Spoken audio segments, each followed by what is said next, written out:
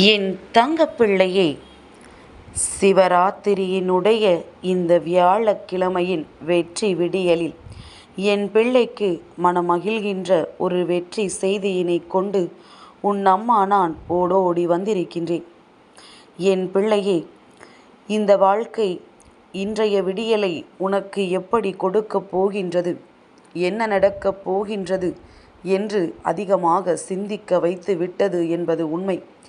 ஏனென்றால் நீ பட்ட கஷ்டங்கள் ஒவ்வொன்றும் அத்தனை பெரிதாக இருந்ததனால் என்னவோ என் பிள்ளை எல்லா சூழ்நிலைகளிலும் விடிந்தவுடன் எப்படி இருக்குமோ என்ற பதற்றத்தோடு தான் தொடங்குகின்றாய்.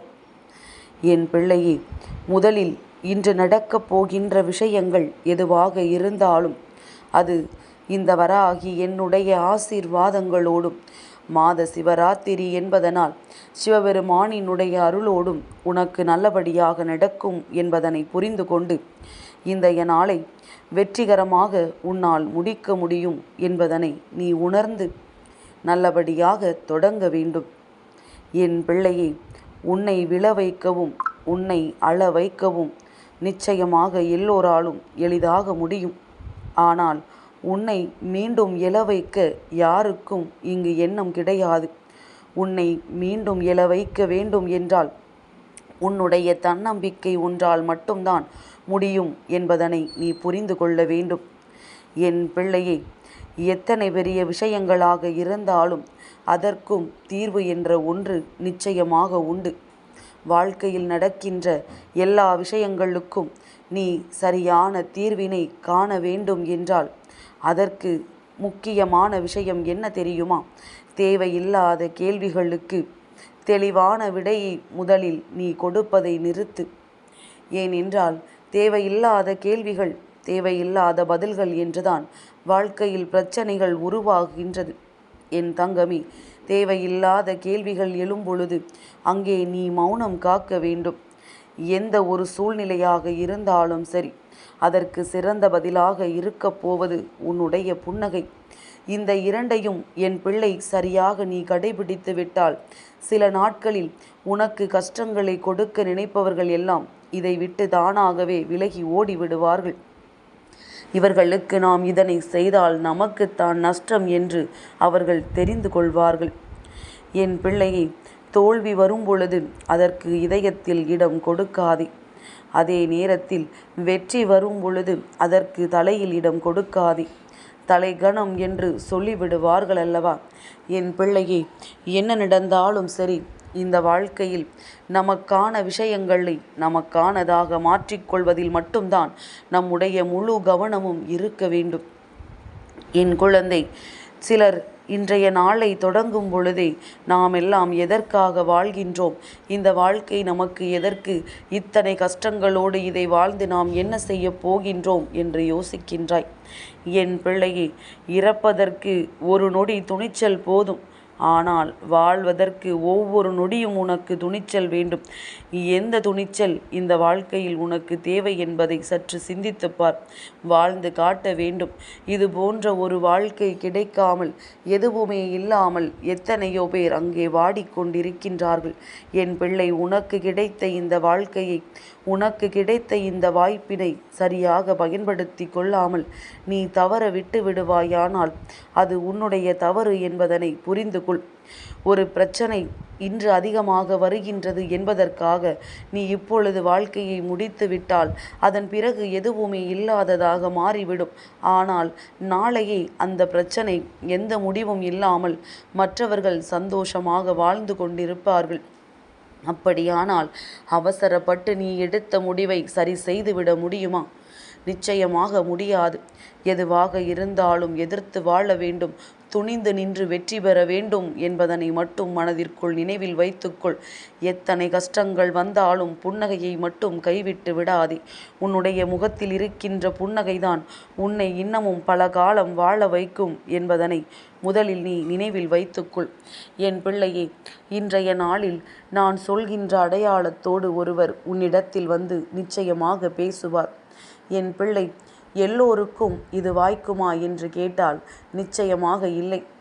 யாருடைய வேண்டுதல்கள் உச்சத்தில் இருக்கின்றதோ, எந்த ஒரு பிள்ளை தான் மனதில் நினைத்த விஷயத்தை சாதித்து விடலாம் என்கின்ற நம்பிக்கையோடு இருக்கின்றதோ, யாருக்கு இன்றைய வெற்றி கிடைக்கப் போகின்றதோ அவர்களுக்கு நிச்சயமாக இந்த அடையாளத்தோடு வந்து பேசுகின்ற ஒருவரினுடைய வார்த்தைகள் மிகுந்த மன ஆறுதலை கொடுத்துவிடும். அதாவது, இவர்கள் உனக்கு தீர்வினை கொடுப்பார்கள் என்று நான் சொல்லவில்லை. இந்த அடையாளத்தோடு ஒருவரை கண்டால் நிச்சயமாக அது இன்று உன் வாழ்க்கையில் நல்லதை நடத்தி கொடுப்பதற்கான அறிகுறிகளை குறிக்கின்றது என்பதைத்தான் அம்மா சொல்கின்றேன். என் பிள்ளை, நல்ல சிந்தனைகளும் நல்ல செயல்களுமே உன்னுடைய காலை பொழுதையும் சரி, உன்னுடைய வாழ்நாளையும் சரி அழகாக்கி அர்த்தமுள்ளதாக மாற்றுகின்றது. அதனால் உன்னுடைய செயல்களும் உன்னுடைய சிந்தனைகளும் நல்லதாகவே இன்று இருந்து விட்டால் போதும். என் பிள்ளையே, வேண்டியதில் மட்டும் கவனத்தை நீ செலுத்தினால் வேண்டாத விஷயங்கள் எல்லாம் தானாகவே உன்னை விட்டு விலகி ஓடிவிடும் என்பதனை நீ புரிந்து கொள்வாய். என் பிள்ளையே, ஏமாந்து விட்டோம் என்று சொல்லி ஒரு நாளும் தலை குனிந்து விடாதே. எவனையும் ஏமாற்றி பிழைக்கும் பழக்கம் உனக்கில்லை என்று சொல்லி நீ கர்வம் கொண்டாலே போதும். என் பிள்ளைக்கு நினைத்த விஷயங்கள் எல்லாமுமே சர்வ நிச்சயமாக நல்லபடியாக நல்லதை மட்டுமே கொண்டு வந்து கொடுக்கும் என்பதனை நீ புரிந்து கொள்வாய். மாற்றம் ஒன்றுதான் இந்த வாழ்க்கையில் நிலையானது. அந்த மாற்றங்களுக்கு ஏற்ப மாறக்கூடிய திறன்தான் இந்த வாழ்க்கையின் வெற்றியை உனக்கு தீர்மானம் செய்கின்றது. என் குழந்தையே, உன்னுடைய வெற்றியை நீ நிச்சயமாக தீர்மானம் செய்துவிட வேண்டும். ஒருவரினுடைய தவறை மன்னிக்கின்ற மனநிலை உனக்கு இல்லாத பொழுது பிறரினுடைய தவறை சுட்டி காட்டக்கூடிய அதிகாரமும் உனக்கு இல்லை என்பதனை புரிந்து கொள். அதாவது, உன் பக்கம் தவறு இருக்கும் பொழுது இன்னொருவருக்கு தவறு நேர்கிறது என்றால் அவர்களுக்கு அறிவுரை வழங்கவோ அவர்களுக்கு ஏதேனும் மனம் காயப்படும்படி பேசுகின்ற அதிகாரமோ உனக்கு இல்லை என்பதனை புரிந்து கொள்ள வேண்டும்.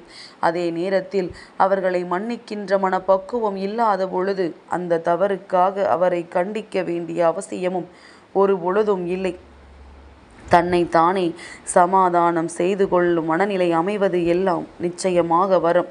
என் பிள்ளையே, அப்படி தன்னைத்தானே சமாதானம் படுத்தக்கூடிய மனப்பக்குவம் உனக்குள் இருந்து விட்டது என்றால் நீதான் இந்த உலகத்தில் மிக பெரிய பாக்கியசாலி என்பதனை முதலில் புரிந்து கொள். சரி, இன்றைய நாளில் உன்னை தேடி வரக்கூடியவரின் அடையாளம் என்னவென்று அம்மா சொல்கின்றேன். சிவராத்திரியினுடைய வியாழக்கிழமை என்பதனால் இன்றைய நாளில் உன்னை தேடி வருகின்றவர்களின் நெற்றியில் விபூதி இருக்க வேண்டும். கழுத்தில் ருத்ராட்சம் அணிந்திருக்க வேண்டும். அது மட்டுமல்ல, அவரின் வாயில் சிவபெருமானினுடைய பெயரை ஒரு முறையாவது உச்சரிக்க வேண்டும்.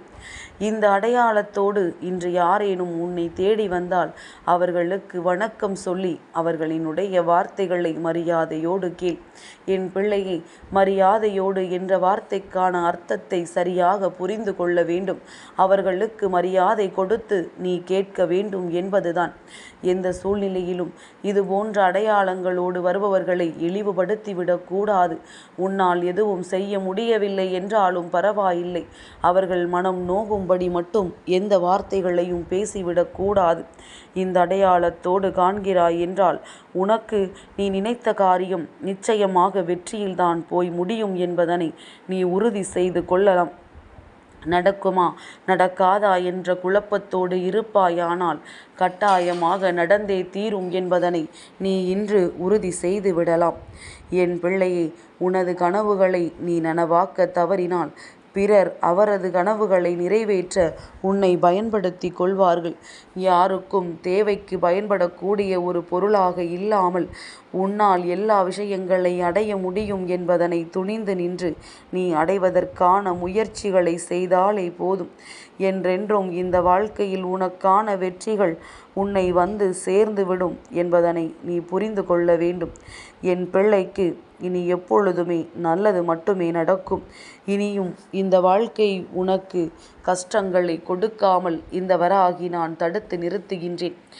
எது எப்படி இருந்தாலும் பரவாயில்லை, இன்றைய விடியல் உனக்கானது என்பதனை உறுதி செய்து கொண்டு இன்றைய நாளை சிவபெருமானின் அருளோடு நீ நல்லபடியாக தொடங்கு. சிவபெருமானின் அம்சமான இந்த வராகியும் இன்று முழுமையாக ஆசீர்வதிக்கின்றேன். என் தங்கப்பிள்ளைக்கு இந்த வராகி அம்மாவினுடைய ஆசீர்வாதங்கள் எப்பொழுதும் உண்டு.